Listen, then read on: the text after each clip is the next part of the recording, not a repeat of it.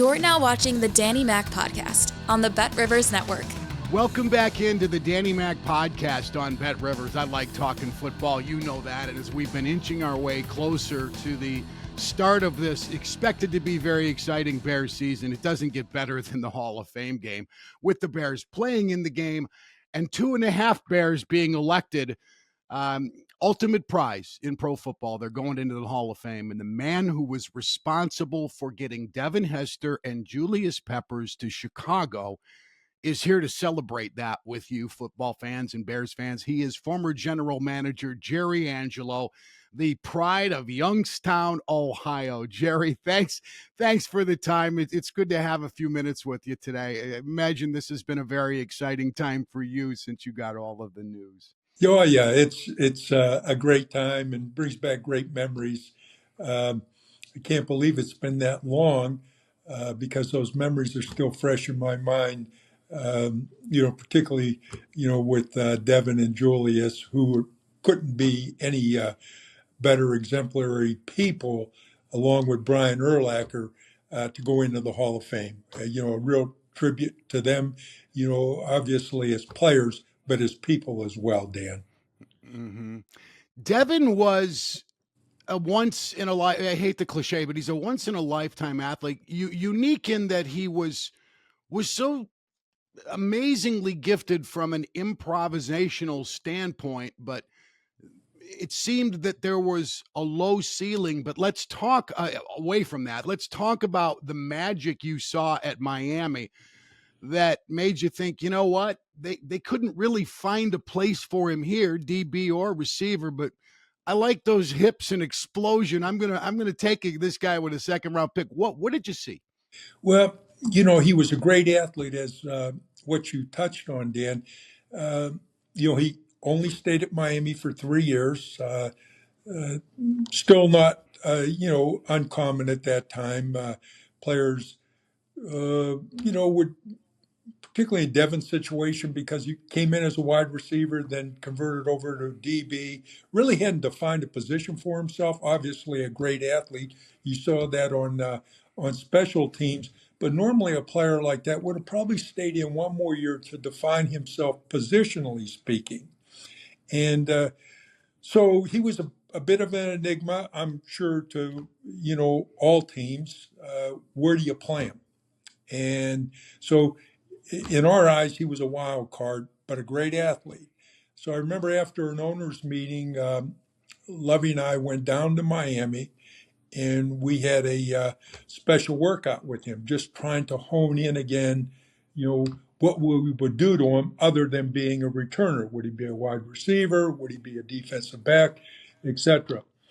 So we spent some time on campus, and I think that time on campus really sold us on him, not necessarily the workout, the people we talked to.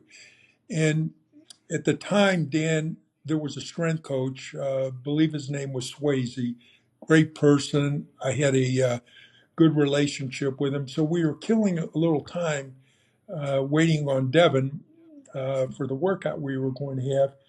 And he shared some insight with us about Devin the person. And he said, Coach Jerry, this guy, he's a gym rat. He's here 24/7. He wants to be a great player. He'll do anything that it takes. I know that he really didn't define a position for himself here, but let me say this, he will not fail. He is so driven to be a great player. And in my mind, Dan, that really resonated, because we know how tough it is at the next level. And if my experience is, if you don't want to be great, you're going to have a tough time having a career in the NFL.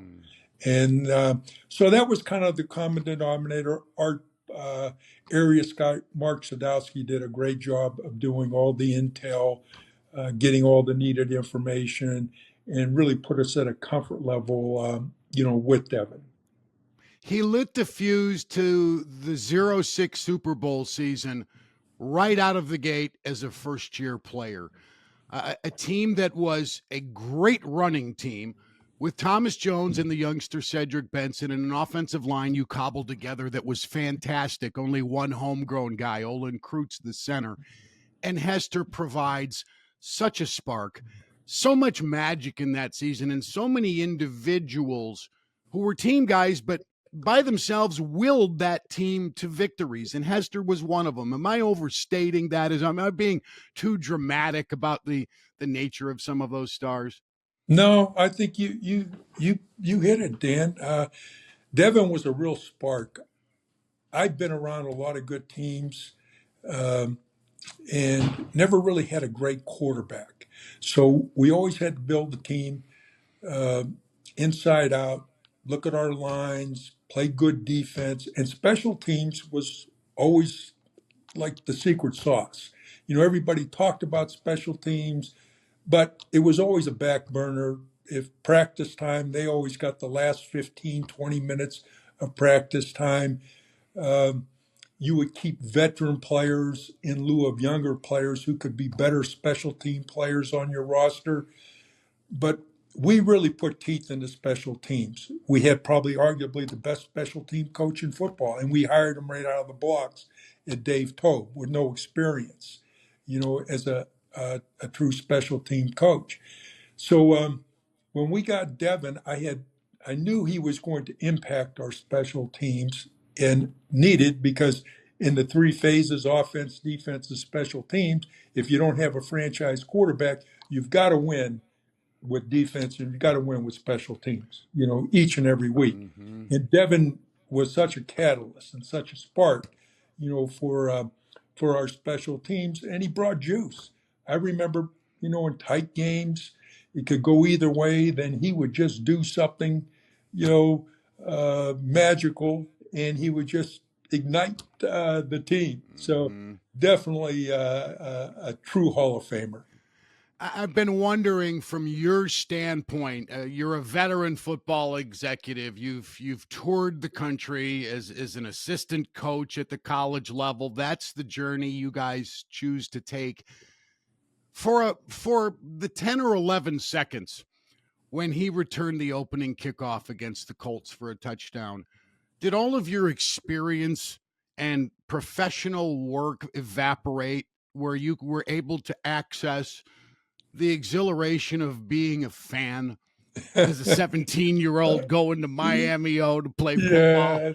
Yeah, that was such a great moment. I just wish we would have carried it for 60 minutes. But it truly was a great moment, and certainly will always be one of the indelible memories that I have, in my tenure in football.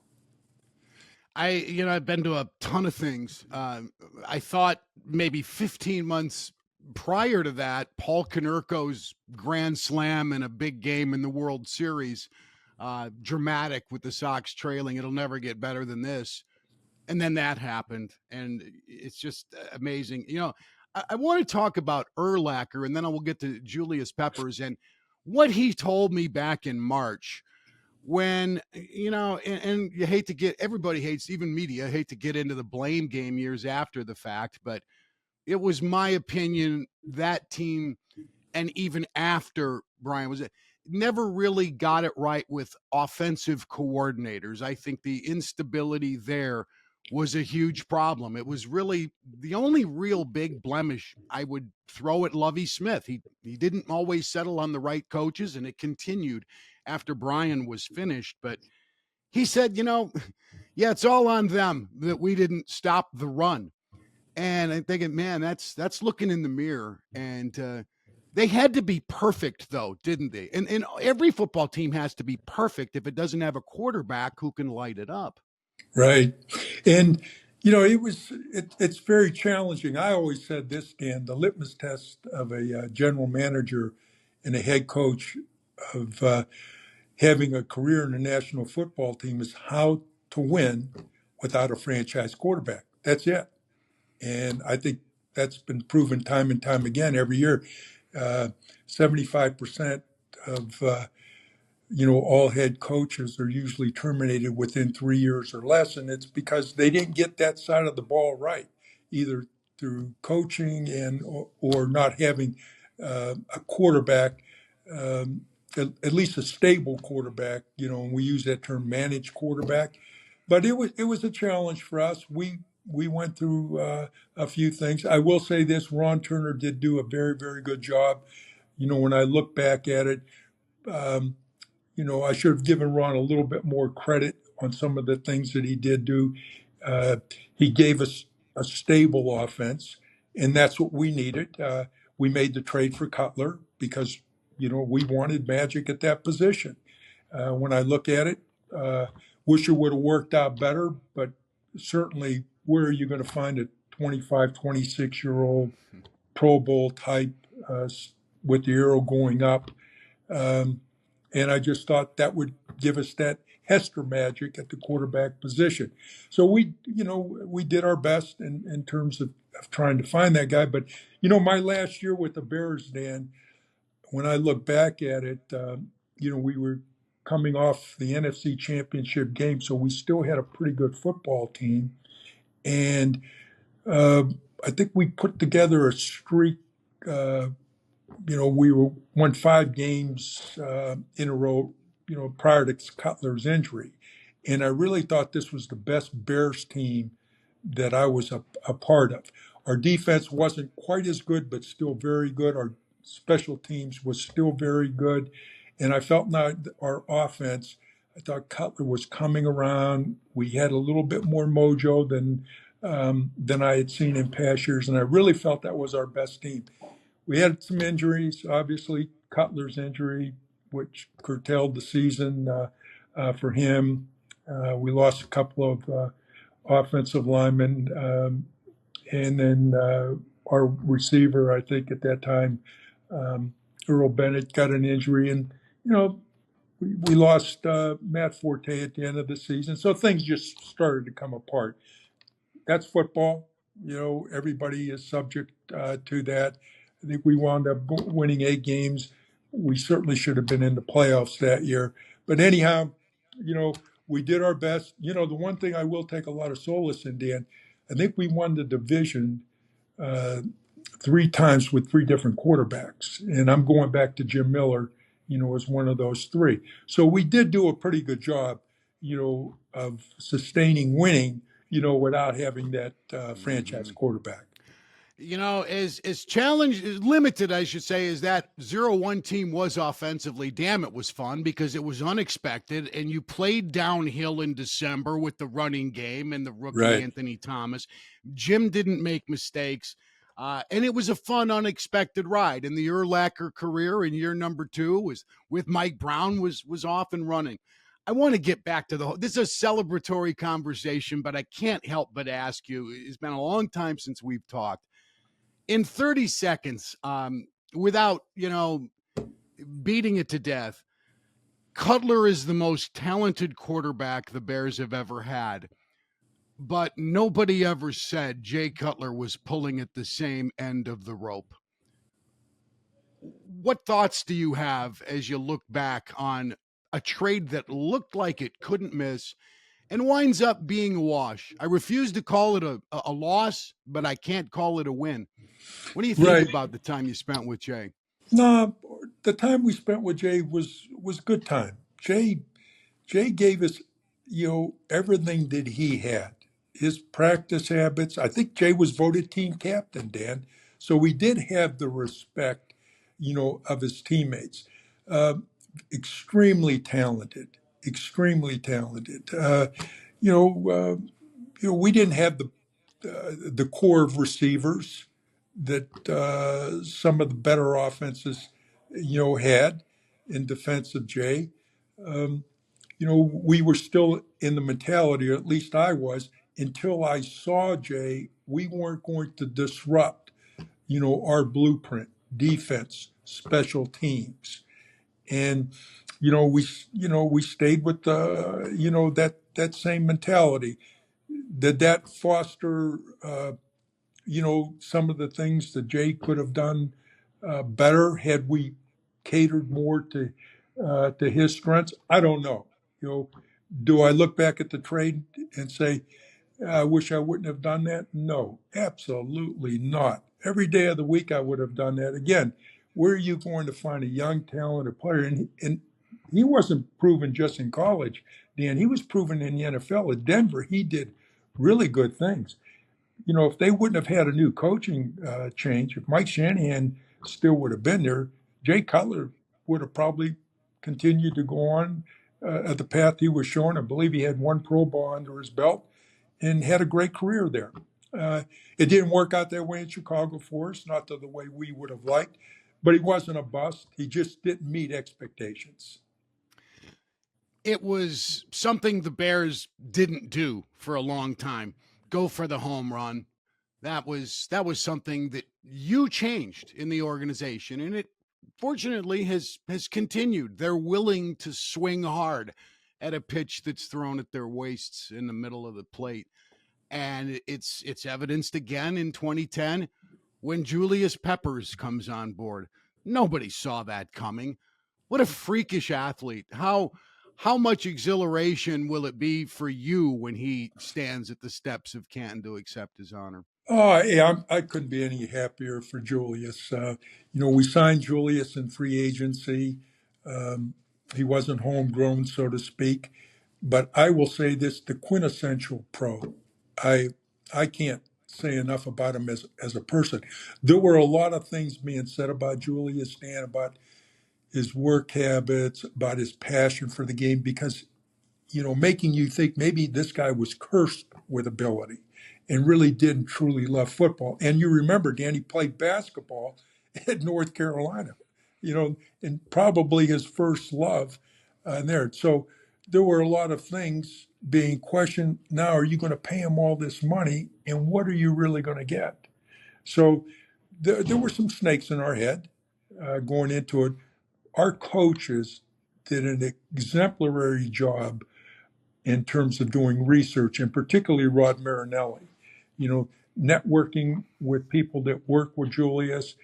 And we would sit, Rod would give me his information along with other coaches and our own pro department, who did an outstanding job in researching Julius. And we really felt that this was a grounded guy. He was passionate about football, and he wanted to win a championship. And that was in part why he wanted to be in Chicago. So, we did what we did, paid him what he deserved, and it couldn't have been a greater move for us. He did everything, he exceeded our expectations. And again, Dan, what a super guy. He's very quiet, but on the field, the humility, the work habits, whatever it took, he was going to do. People read body language a little bit too, I don't know, facial expressions and how somebody's gait is don't indicate what happens when, the lights are on. He was all you described. When I think of a signature Julius Peppers moment, the game at Carolina, and maybe the quarterback was Jimmy Clausen, but it doesn't matter. He got the big long arms up in the air, knocked the ball in the air, it turned around and fully extended with his arms to make the interception. Man, that's athletic talent, man. Yeah. Dan, I've been around some great athletes, and I'm going back to my days, with the Dallas Cowboys in the early 80s. Randy White was on that team, star-studded team. Giants, talking about Harry Carson, Lawrence Taylor, arguably the best player that ever played in the National Football League, particularly on defense. And then my days, in Tampa, we had, 4 Hall of Famers there with Brooks, Sapp, Lynch, Ronnie Barber. But and then we look at Brian Urlacher, fast forwarding it, and now we have Devin. But I got to say, Julius, as an athlete, he was just incredible. I have just never seen a man that size do the things that he can do. Just a phenomenal athlete, but a passionate guy, Dan. He wanted to win. If you looked at him and you said, evaluate body language, you may not come away with that. But when he got on the field, there was no questioning in that. And again, couldn't be any prouder that he was part of, our organization, and really happy for him. A first ballot Hall of Famer. I think that really says it all. Yeah, sure does. You said something that leads me to a connection of what's happened in recent months and years at Hall to how it applied, and it's about Ryan Poles, the Bears general manager, decided I'm going to let Roquan Smith go. It was a ballsy move for a rookie general manager to do that for a second round pick. Smith wanted $100 million, and nobody got this analogy I made. I said, those Buccaneers that won the Super Bowl with John Gruden, they didn't pay Sheldon Quarles big money. Sheldon Quarles was a tackles machine, and I thought that's what Roquan Smith was. He didn't disrupt games. He wasn't a great pass rusher. He didn't force fumbles. You have to have a tackles machine, but you don't pay him $100 million. Do you have an opinion on that move? Well, I'm not going to second guess anybody, Dan, because I'm not in that seat. I don't know what the challenges were, from a cap standpoint, and the cap is real. We all have to deal with the cap and what the restraints are, what teams can and can't do. I don't. So I'm not going to give an opinion because I don't have all the information at hand. But I will say this about the position, Dan. And I was a bit of an historian with football in terms of how to build a team. When people talk about franchise players, there's only three positions that I would deem franchise positions, and that would be anybody that could, rush the passer inside or outside. Julius Peppers, Warren Sapp, to name two, and I would say the quarterback speaks for itself, franchise position. But the anomaly, the one that maybe historians wouldn't say, or football people wouldn't think about, is the Mike backer. The Mike backer is a franchise position, and you look at teams, and when I say franchise player, a player that not only changes the dynamics of his side of the ball, but the team. He elevates the team to a championship level. Ray Lewis would probably be the model, but you can go back to the Ray Nitschke's, Nick Bonacani's. The Mike backer is a crucial position in football. In all my years in the game, we always had a Pro Bowl type Mike linebacker. When I was down in Tampa, we had Hardy Nickerson. Shelton Quarles was an excellent player. If he were a little bit more well-known, maybe a higher draft pick, he would have gotten in the Pro Bowl. But that's a critical position, not just on your defense stand, but on your football team. So I always revered that position because I deemed it as a franchise, player. Mm-hmm. Jerry, I've taken you into overtime, and man, as I hit my early 60s, I can't do that because I need naps these days. But I want to ask you: I mentioned before we started rolling, over the past year or so, I've been collecting information and talking to lots of people as far back as guys who played for the Bears in the 70s and built that 80s team, and Walter Payton's son and teammates, and the 85 guys. I became less connected right around, the end of your era and right around the end of Brian Urlacher's era for a number of reasons. But the one thing I'm hoping this new group gets that so many before it didn't, and it seems like maybe it's going in the direction it should have gone a long time ago, is less interference from the suits. And it's a problem that started with George Halas, who treated players in that era like livestock and didn't warm up to 20th century thinking. And it was passed on generationally. You used the expression "dirty pool" on anything that is backhanded or underhanded, and it reminded me of my dad, and I loved it. And I brought that up the other day. I said, "Dirty pool" might be a good name for a chapter in this book. Coaches who can't come to Chicago, the GM wants them, but Nick Saban comes to mind. There are others. You wanted Nick after Dick Duran was fired. That deal blew up before it ever really got going, as I understand it. And it goes on and on and on. And there is just too much interference. And my hope is for this group that it's gone the other way. Not about this group, but how much did that hamstring you and how much did it frustrate you that as hard as your players and your scouts and your coaches worked, you had that cloud hanging over you that you weren't free economically, philosophically, way too much. Well, Dan, when I look back, my time, in the league, particularly with the advent of, free agency, which I believe started in 1993, the whole dynamic of football changed. More parity now, and the things, but the organizations had their own identity, their own personalities, and how they operated. Um, and I learned my lessons well in Tampa. We didn't have, you know, a lucrative owner, so to speak, and we learned to measure twice, cut once.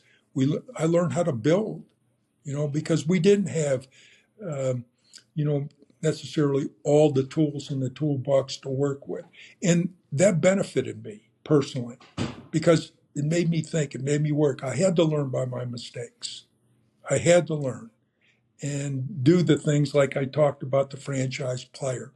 I had to, dig deeper, because we still had to compete, And when I got to Chicago, I was prepared, you know, very well in terms of how to build a team.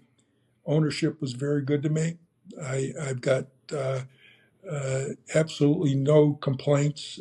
I appreciate very much the opportunity that they gave me and will always be indebted to the family for that. But, again, we had to be, on top of our game. We had to work well as a team. We had to think smart. And, when we went to the Super Bowl, Dan, I think we were like in the mid 20s in spending, but, spending is overrated. It really is overrated. People throw the money around and think they can buy a locker room. You can't buy a locker room, Dan. You got to build a locker room. You've got to work. That's the beauty of football. It's a team sport, and everybody's got to buy in. They always said, what's the biggest challenge of your job? Don't let the enemy lie within. Every day, we dealt with media, dealt with agents. Um, Dealing with coaches, dealing with players. Anybody that goes sideways can create a real problem from within. And I thought that's what we really did well. And if you do that well, Dan, really the sky's the limit. That's the bottom line. Man, guys from Steel Country always want to point the thumb and not the finger, but I'm not going to let you get away that easily, Jerry. Yeah. What happened that killed the Nick Saban deal? Oh, Dan, it's been so long ago. I don't even remember. Jerry, all that went into it. Come on.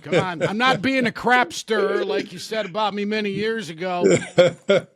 I heard he was so hot he had to be walked out of the room, or he was coming after the table at Ted Phillips. No, Dan, no. Remember, you're under oath. No, listen. It just wasn't meant to be, Dan, and that's it. It just wasn't meant to be. So I'll leave it at that. And we had a great hire in Lovie Smith, and that was our hand, and we played it well. Jerry, you did a great job. You were the architect of some fantastic teams and memories for a lot of Bears fans. I hope you enjoy Hall of Fame weekend because it also is a celebration of your heart and soul you put into this team. And, man, when you swung hard, you hit 475-foot home runs. I mean, nobody wants Tommy Harris because of the knee. I'll take him at 14. And then came Michael Haynes early in a draft. So it's a wild ride, and it's an unpredictable profession that's perfection is expected of you, and no one's going to meet it. But the contributions you made to that team in the aughts and early teens just can't be understated. Thanks for the time, and have a great Hall of Fame weekend, Jeff. I appreciate that, Dan. Good to be with you too, Dan. My best to you as well. That's Jerry Angelo. He's enjoying the good life, splitting time between his homes in Florida and Western Pennsylvania. And it's good to have him on board. Brings back a lot of fond memories. I want to thank Sam Michael, my executive producer, for doing the job he does every time we do the podcast. And Randy Merkin, our guest booker. He does a great job. Nothing but A-listers. Alex Brown is going to be with us before the Hall of Fame ceremony as well, and lots more A-list quarterbacks. Thank you for watching, and I thank Adam Delavitt, the big boss man, Baby Capone at BetRivers. Have a great week, Chicago and America, as you get ready to watch 2.5 Bears get enshrined in Canton, Ohio. I'm Dan McNeil.